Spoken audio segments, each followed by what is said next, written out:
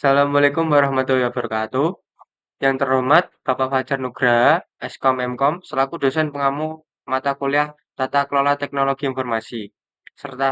Perkenalkan, kami dari kelompok 7 akan mempresentasikan studi kasus aplikasi Sigbank.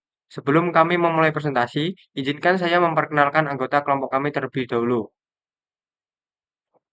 Untuk anggota yang pertama, yaitu Fadli Arya Mahmud dengan NIM 20245340. Dan yang kedua yaitu Muhammad Ainul Falah dengan NIM 2024534044.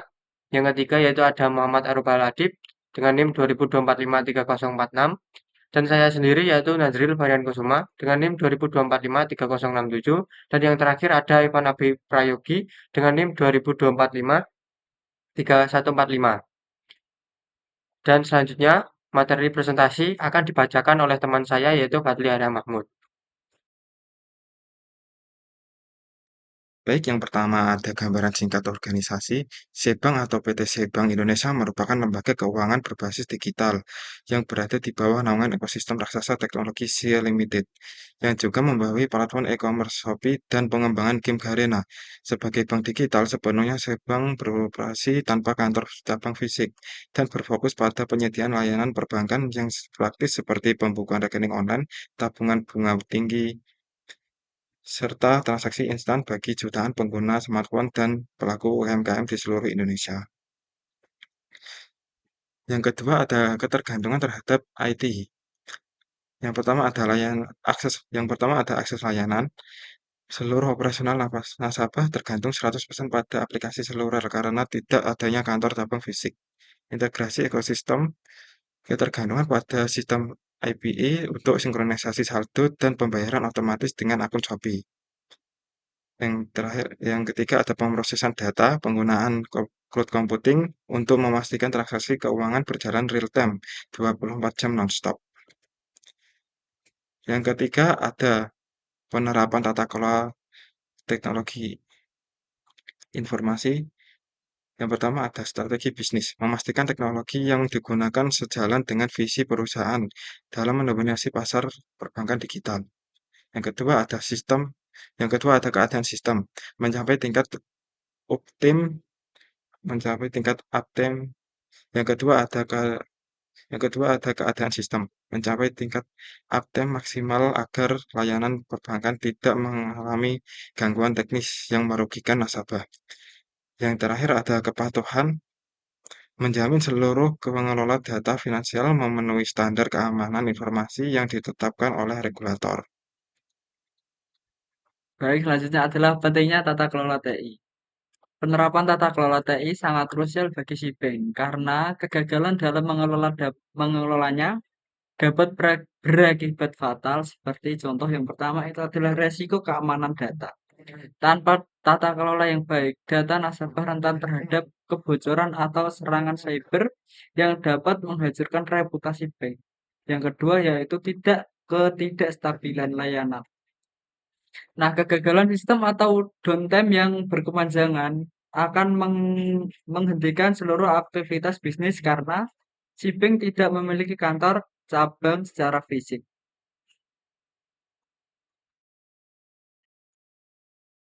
Selanjutnya itu adalah pentingnya tata kelola. Selanjutnya sanksi regulasi. Tidak terpenuhinya standar keamanan informasi dapat menyebabkan pencabutan izin operasional oleh otoritas terkait seperti OJK. Selanjutnya yaitu ketidaksesuaian investasi. Dana besar yang dikeluarkan untuk teknologi bisa terbuang sia-sia jika tidak memberikan nilai tambahan bagi efisiensi perusahaan. Yang selanjutnya yakni manfaat tata kelola TI. Jika tata kelola TI berjalan secara optimal, si bank akan memperoleh keunggulan kompetitif melalui layanan yang lebih stabil, aman, dan responsif bagi nasabah. Selain itu, meningkatkan kepercayaan publik terhadap keamanan dana mereka.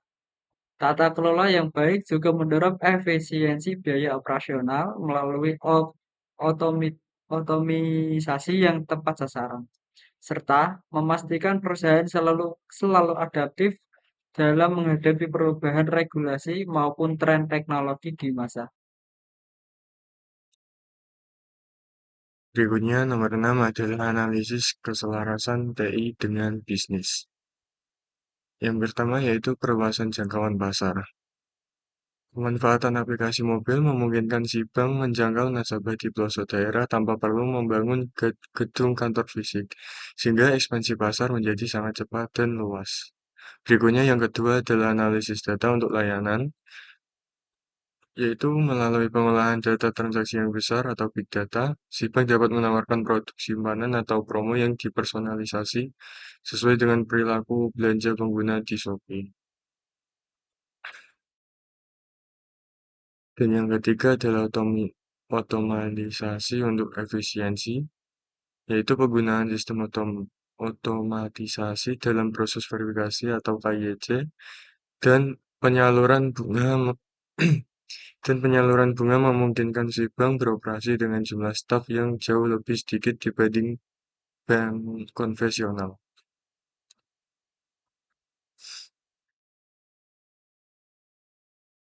Selanjutnya adalah TI, Business Engagement. Strategi TI mendukung tujuan bisnis si bank. Contohnya, penetrasi pasar via integrasi Shopee, penggunaan big data atau AI untuk personalisasi layanan, dan sistem otomatisasi untuk efisiensi operasional. Statusnya saat ini adalah secara umum selaras atau growth di pasar digital. Dan rekomendasinya adalah tingkatkan data governance dan otomatisasi developers untuk percepat inovasi. Baik, selanjutnya pada ke-8 ada pengembangan yang disarankan. Penerapan AI untuk deteksi fraud yang lebih canggih, itu bagi tiga ada menggunakan artificial intelligence dan machine learning untuk mendeteksi transaksi mencurigakan secara real time. Ada juga mengurangi risiko penipuan dan pencucian uang, dan juga meningkatkan keamanan dana nasabah. Yang kedua ada multi-factor authentication atau MFA yang lebih lengkap. Yang pertama ada menambahkan verifikasi biometrik seperti sidik jari dan juga pengenalan wajah. Ada juga mengurangi risiko pembobolan akun dan juga meningkatkan perlindungan data pelanggan.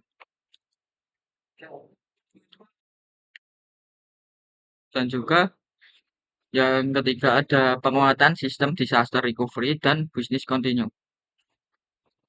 Ada menyiapkan pusat data cadangan seperti backup data center dan menjamin layanan tetap berjalan saat terjadi gangguan sistem atau bencana dan juga meminimalkan downtime operasional sistem.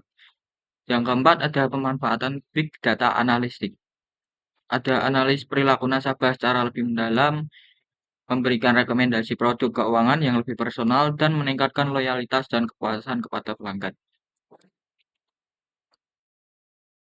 Selanjutnya ada implementasi Zero Trust Security.